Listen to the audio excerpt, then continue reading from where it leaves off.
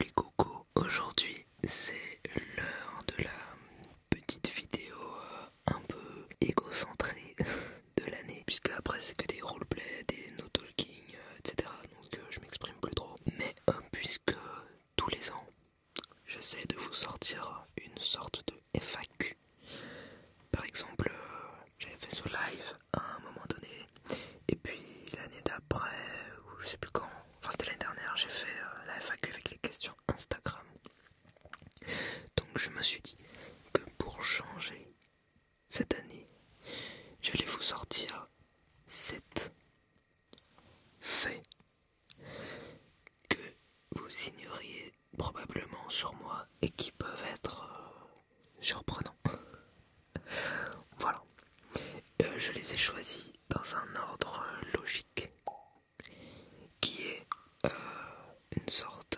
Enfin vous verrez, il y a des transitions très smooth et on terminera simplement par celle qui correspond à la miniature, comme ça vous restez jusqu'à la fin. C'est tout à fait logique. Fait numéro 1. C'est un truc très débile qui va être rapide. C'est que le matin, donc vous dites qu'il y a un ordre logique. Le matin, voilà, on commence la journée. Je ne peux pas commencer mon petit déj si je ne me suis pas lavé les oreilles.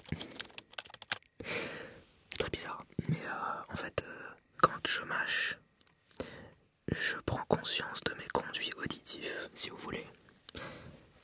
C'est le cas des fois, quand, par exemple pour se déboucher les oreilles, il faut un peu genre souffler, ou il faut mâcher un chewing-gum, voilà. Quand on est dans l'avion par exemple et qu'on a les oreilles qui se bougent, et bah j'ai l'impression que si je ne me les lave pas, ou si je rate un jour simplement, quand je commence à manger le matin, je me rends compte que les conduits sont pas clean et que du coup ça fait genre, alors que 97% du temps je n'entends rien, j'entends pas de bruit bizarre, mais je me rends compte, donc je repars directement me laver les oreilles. Donc tous les matins c'est ça la routine.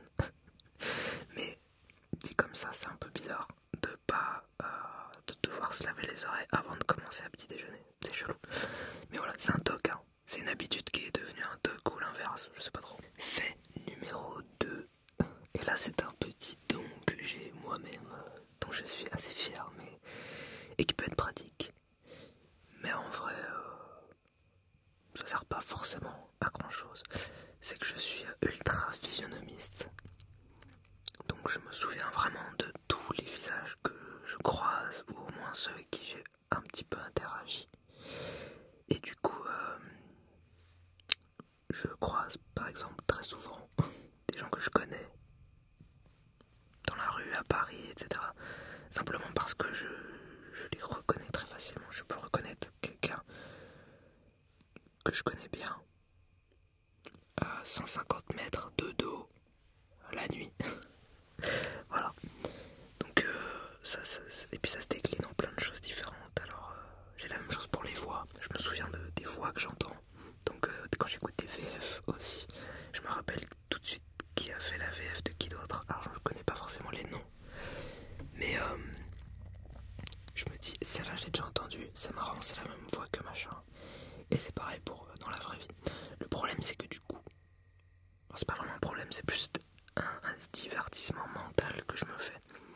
Autant pour les visages que pour les voix. C'est que j'associe les traits communs ensemble. Donc tout le temps, je me dis tiens lui il ressemble à celui-ci. Ou alors à cette personne elle a exactement la même voix, avec les mêmes tics de langage et le même rire que telle autre personne. Ça serait marrant si je les mettais ensemble dans la même pièce pour voir. Bref, c'est vraiment du divertissement mental inutile. Mais pour les visages par exemple, ça peut m'arriver de fixer un inconnu et de me dire, mais enfin, de me faire en gros son visage à la fois quand cette personne était jeune et quand cette personne sera plutôt vieille. Et du coup j'arrive en me concentrant à voir un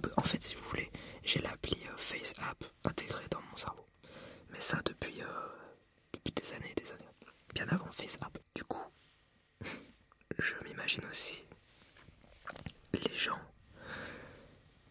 chauves. Voilà. Les femmes aussi.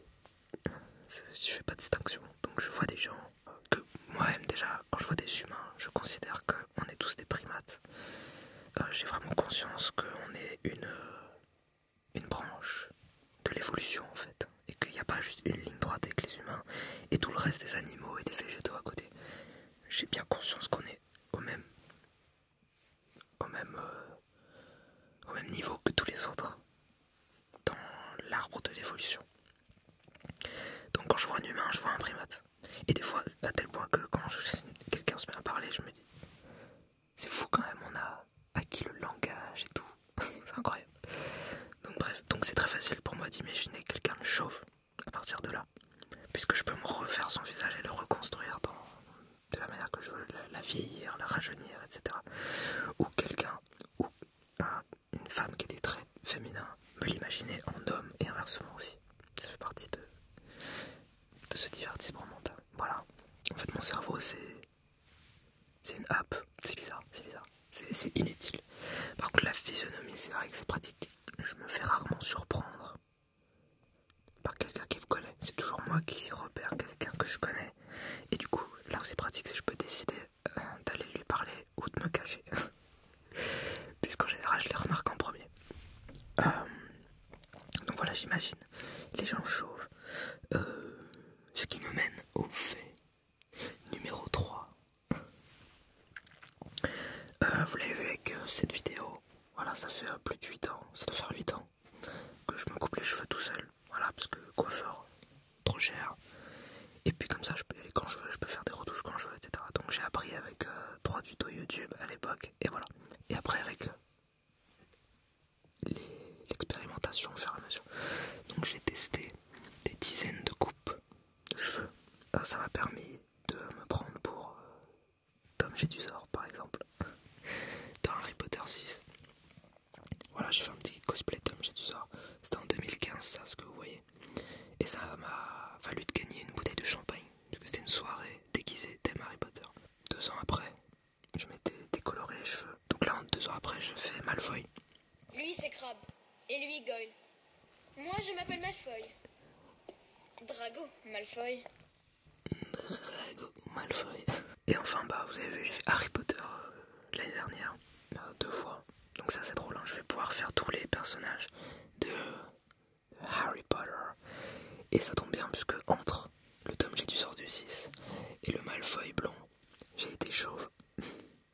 Donc voilà. J'imagine les gens chauves. Il fallait bien que je passe par la case chauve. C'est pas une appli, c'est pas du face up ou je ne sais quoi. Donc peut-être que j'aurais pu faire Voldemort. Mais j'ai pas fait Voldemort, évidemment. Mais j'aurais pu. 4e fait surprenant sur moi. Et cette fois c'est quelque chose qui m'ennuie, on va dire. Enfin qui me frustre, vraiment. Alors j'ai écrit la phrase en entier pour pouvoir la relire parce que sinon je galère à la formuler en fait. En fait je suis frustré de ne pas pouvoir voir quelque chose d'immense en entier dans mon champ de vision sans avoir à tourner la tête, surtout à partir du moment où je m'en rends compte. Voilà. Donc par exemple, ça arrive souvent avec des grands paysages. J'ai eu la chance de voir le Grand Canyon. Sauf que le Grand Canyon, la manière la plus simple de le voir, c'est d'aller à pied au bord du précipice, on va dire. Et c'est immense en fait, parce que on le montre toujours en photo pris à l'ultra grand angle.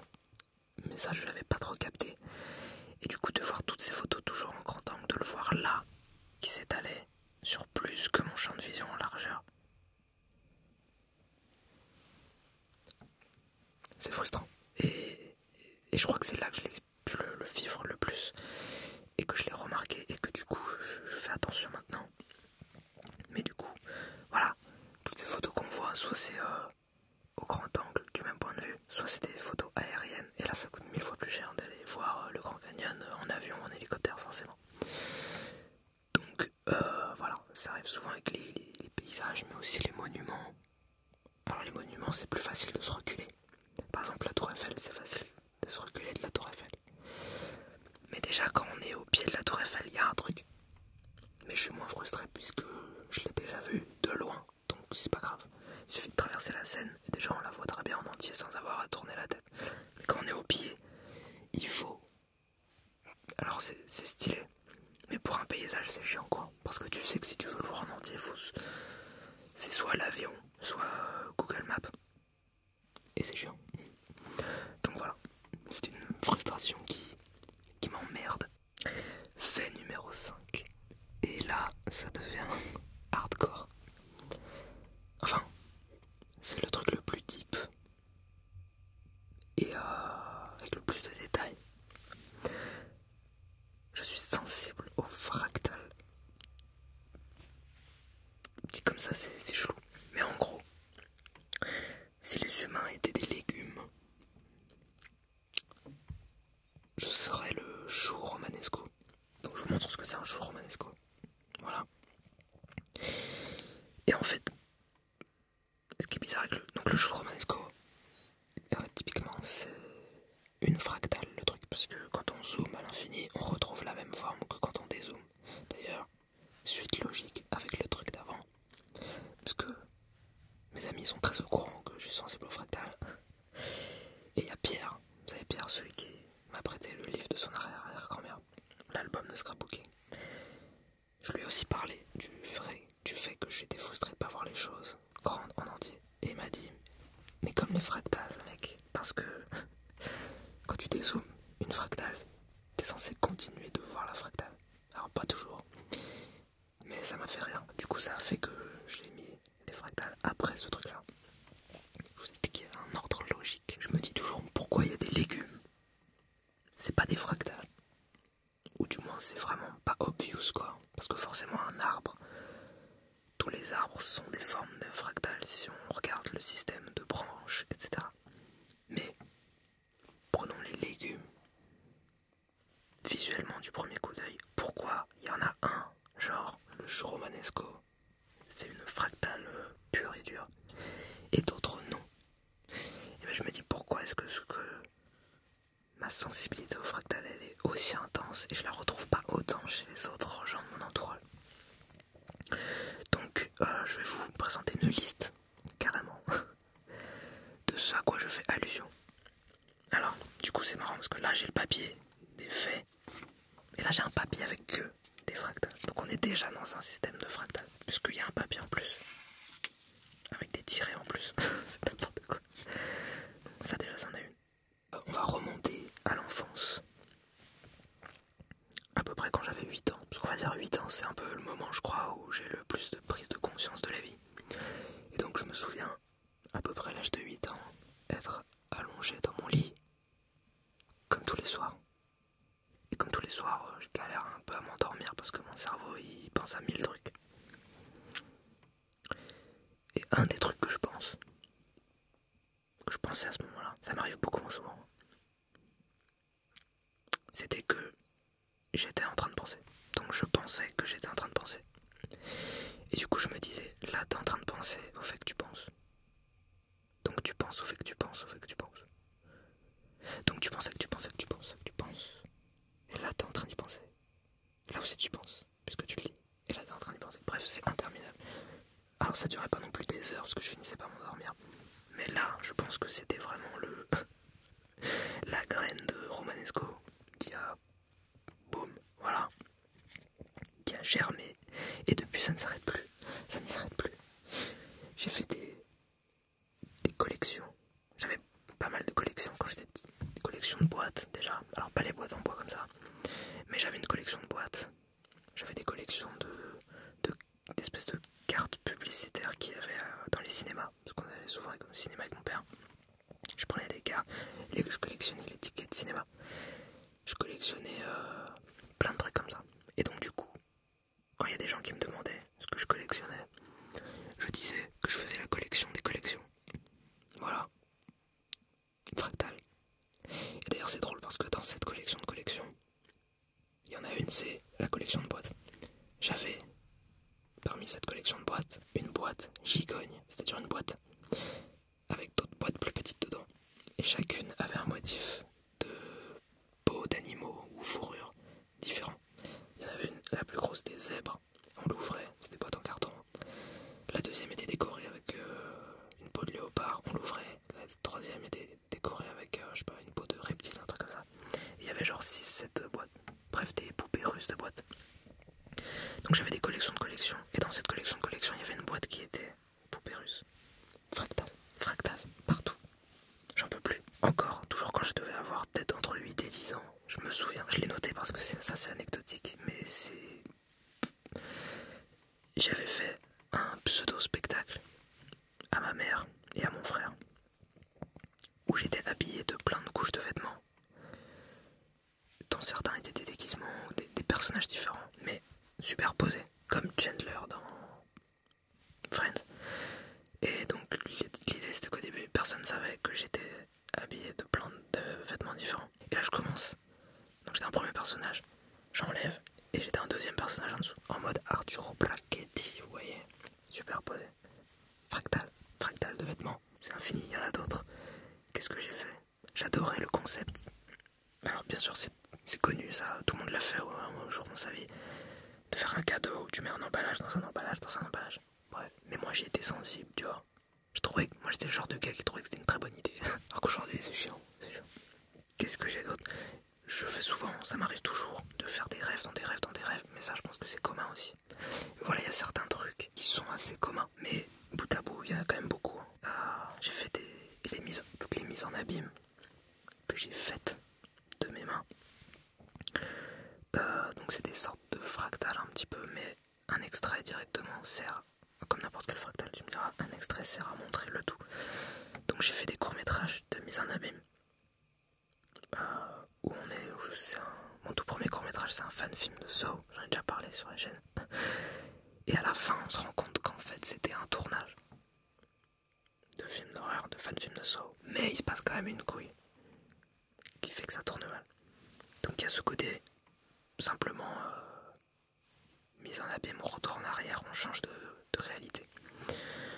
J'ai fait d'autres courts-métrages comme ça, des boucles qui se terminent jamais. J'ai déjà fait des dessins, voilà j'ai noté. Je me souviens, je me suis rappelé tout à l'heure avoir fait des dessins où je dessine mon point de vue. Et du coup dans mon point de vue il y a la feuille avec le dessin. Donc je redessine le haut du dessin sur le haut de la feuille. Et il y a une infinité. Oh, je l'ai pas noté.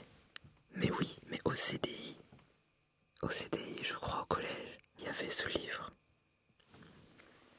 vous savez où on zoome à l'infini là, où c'est le genre de truc dessin dans le dessin. Il y a un tableau, on tourne la page, le tableau il est en grand, il y a une autre image dedans. On tourne la page, ça a zoomé dans cette image, etc. Enfin bref, waouh, celui-là, j'avais kiffé. J'avais kiffé de ouf.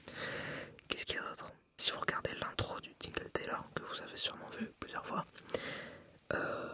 il y a une fractale de machine à coudre. Sauf que j'en ai trouvé d'autres. Dans la vidéo, il y a la grosse machine à coudre que j'utilise. Et le dernier plan de l'introduction, c'est une plus petite machine à coudre, qui est en fait une boîte à musique, qui est en train de tourner aussi, et qui fait à peu près cette taille.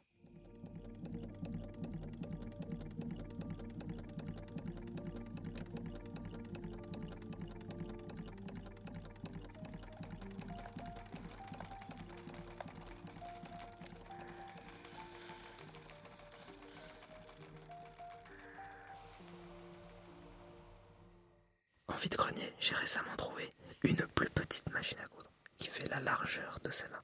Parce qu'à chaque fois, la largeur de la grande machine à coudre, c'est la longueur de la plus petite. Donc il y a la grande machine à coudre qu'on voit dans l'intro. À la fin de l'intro, on voit la boîte à musique machine à coudre dont la longueur est égale à la largeur de la grande.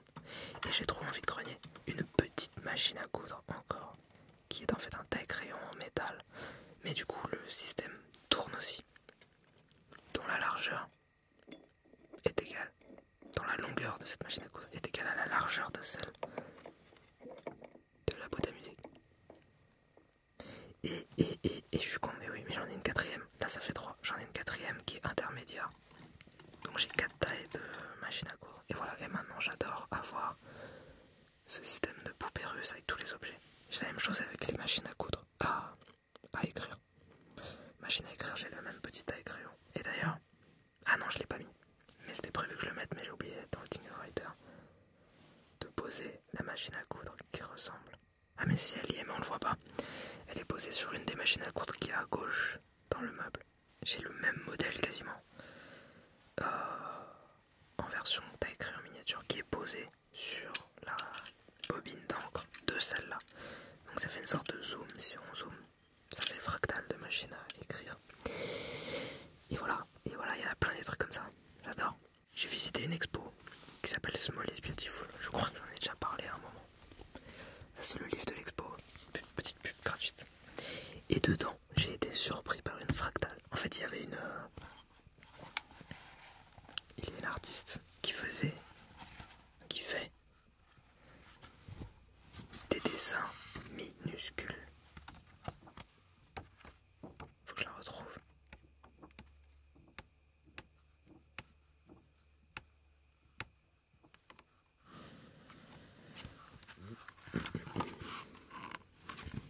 C'est plus loin.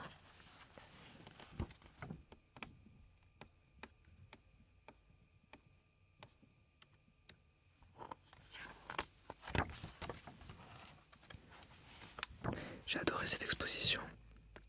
Voilà. Lorraine Lutz. Donc elle fait des dessins qui font la taille d'une pièce de 1 euro quoi. Et qui sont ultra détaillés. Sauf que ces dessins, ils étaient exposés dans une pièce. Enfin c'était, oui, une salle on va dire. Où il y avait que ces dessins-là alignés sur un mur. Et au milieu de la pièce, tenez-vous bien, il y avait une maquette sous verre, je vais vous mettre la vidéo, qui représentait cette même salle dans ce bâtiment d'exposition où il y avait du coup les tout petits dessins, du coup là impossible à voir, microscopique. Et du coup il y avait aussi la maquette au milieu. Il y a la maquette de la maquette de la maquette de la maquette. Vous avez compris, hein, fractal de maquette. Ça a refait ma journée. Alors déjà que je kiffais, je prenais mon pied dans cette expo parce que j'adore les maquettes. Mais là, c'était en mode... c'était ma salle quoi. Dernier point. Mais pas des moindres. J'ai testé un jeu en réalité virtuelle sur l'Oculus Quest. Si vous avez un casque de VR, franchement, jouez à ce jeu. Achetez-le, il est pas très cher. Et c'est un studio français qui l'a fait. A Fisherman's Tale. C'est le même principe du truc que je vous ai dit juste avant. En fait, vous êtes dans un décor. C'est un jeu à énigme. Vous êtes dans un phare. Et au milieu de ce phare, donc c'est une pièce globalement, il y a une maquette du phare. Sauf que pour vous aider vous-même à résoudre les énigmes, vous pouvez vous servir de cette maquette. En gros, lorsque vous passez votre main à travers la fenêtre de la maquette, vous avez votre propre main géante qui passe à travers la vraie pièce où vous êtes. Donc vous êtes au milieu d'une fractale du phare, puisque vous avez à la fois l'itération précédente, qui est le vous géant qui met votre propre main dans la maquette, et l'itération suivante, qui est la maquette dans laquelle vous mettez votre main. Et en fait, ça vous permet du coup de vous donner des outils de manière plus grande ou de manière réduite. Ça vous permet vous-même de devenir géant dans un décor et surtout de devenir tout petit dans l'autre décor. Incroyable ce jeu. Alors vous pouvez le torcher en quelques heures, mais c'est un plaisir. Franchement, pub gratos pour ce jeu parce qu'il est ouf. Et parce que fractal. Fractal. Bon, ça fait je sais pas combien de temps je parle de fractal, mais du coup ça pose une question. Est-ce que on vit dans une simulation ou pas? Si on considère que l'univers c'est une réalité et que dans cette réalité il y a des humains sur Terre qui eux-mêmes créent des simulations, genre les Sims. Ça veut dire qu'on est potentiellement nous-mêmes l'objet d'une simulation. Il n'y a pas de raison qu'on ne le soit pas. D'une entité externe qui nous a créés. Voilà.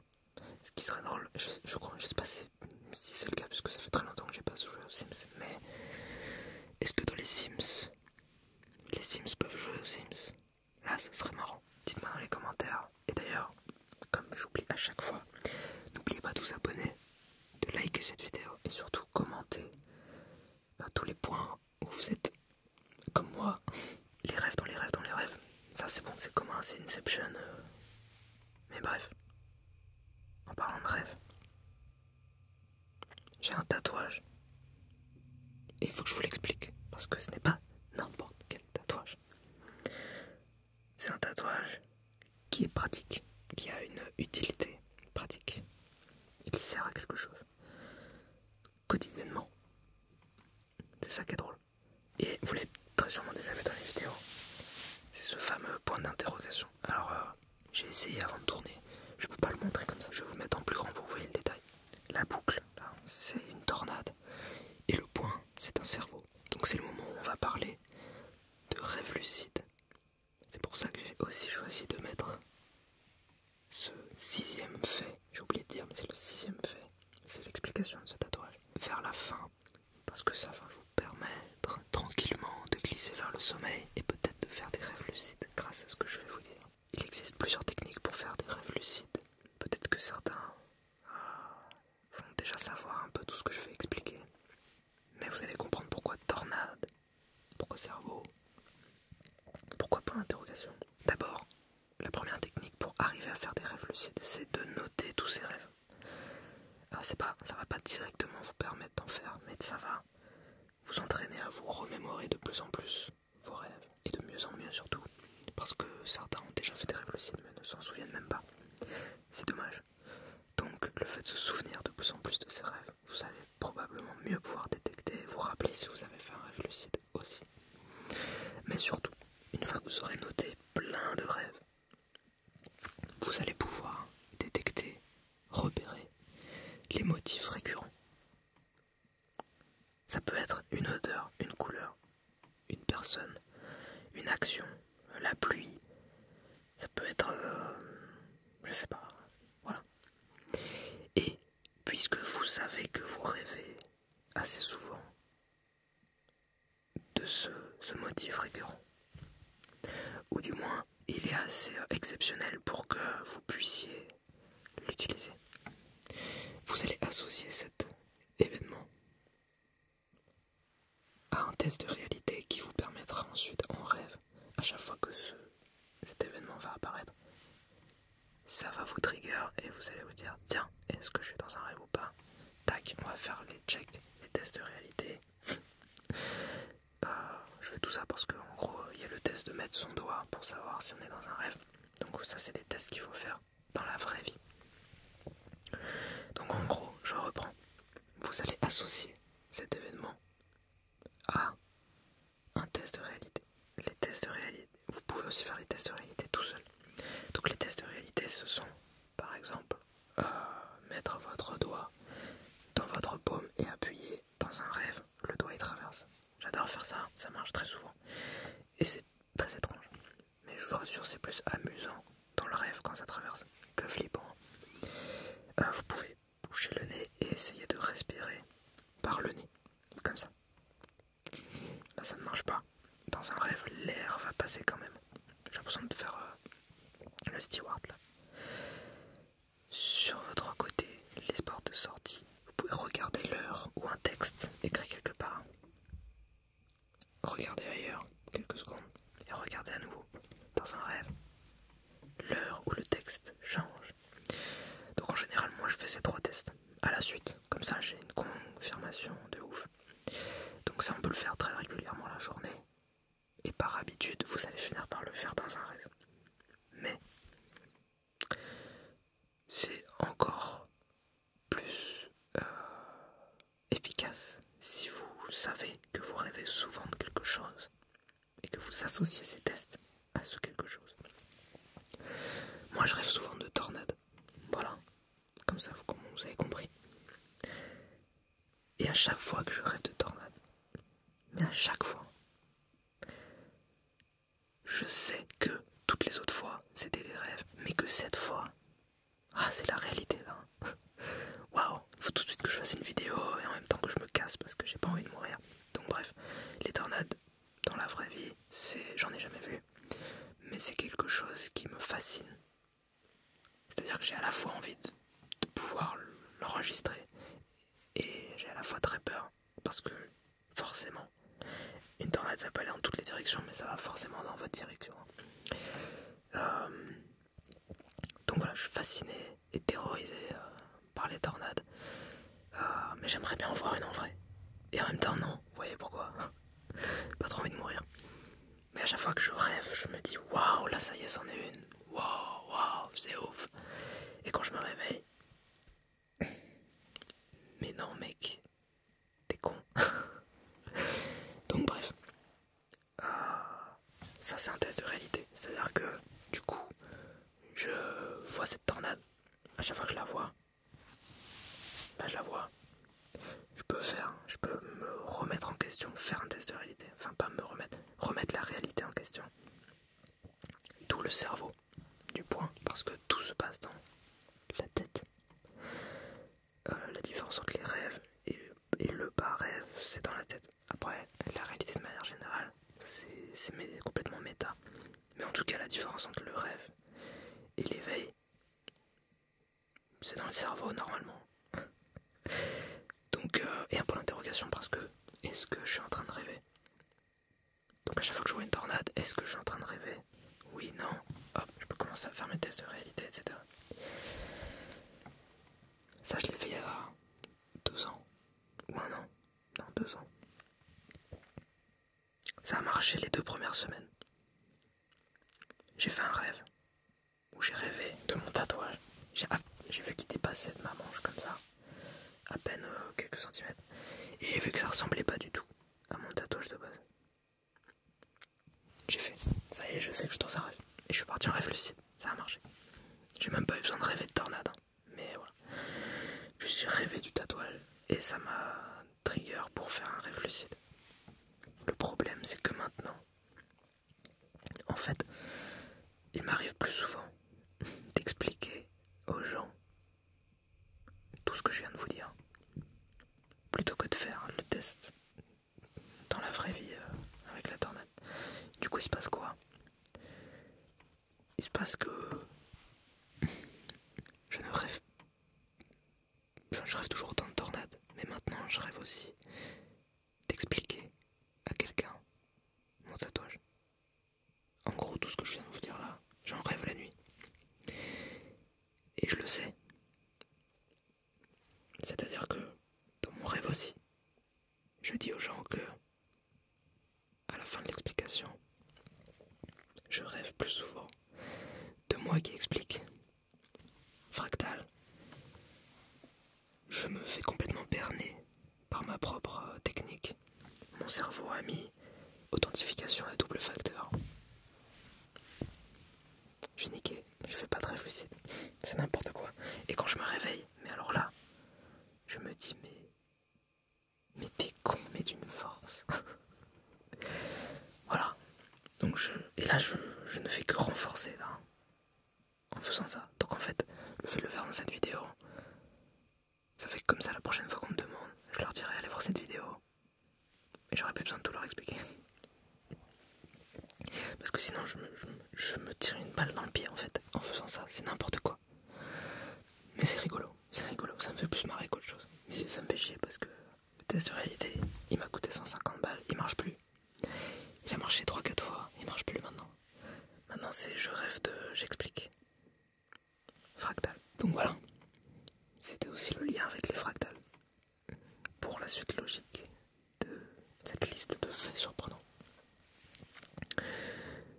Mais je crois qu'il nous reste un fait que j'ai gardé pour la fin, que je vous ai dit, qui était celui qui était dans la miniature pour que vous restiez jusqu'à la fin. Et oui, et oui. Mais quel est ce fait étrange? Non, je n'ai pas de dents en or là où j'ai mis le cercle rouge dans la miniature. En revanche, j'ai un skill complètement inutile qui est de savoir faire le son de la goutte d'eau. Et c'est trop bien parce qu'à chaque fois j'oublie que je sais faire ça. Donc je vais vous laisser sur ce skills et que ça ne vous donnera pas envie de faire pipi. Parce que si vous êtes entré dans un rêve, parce qu'on est en fin de vidéo et que je vous ai parlé de rêve lucide en plus, et que là maintenant que vous êtes dans votre rêve, vous m'entendez en train de faire.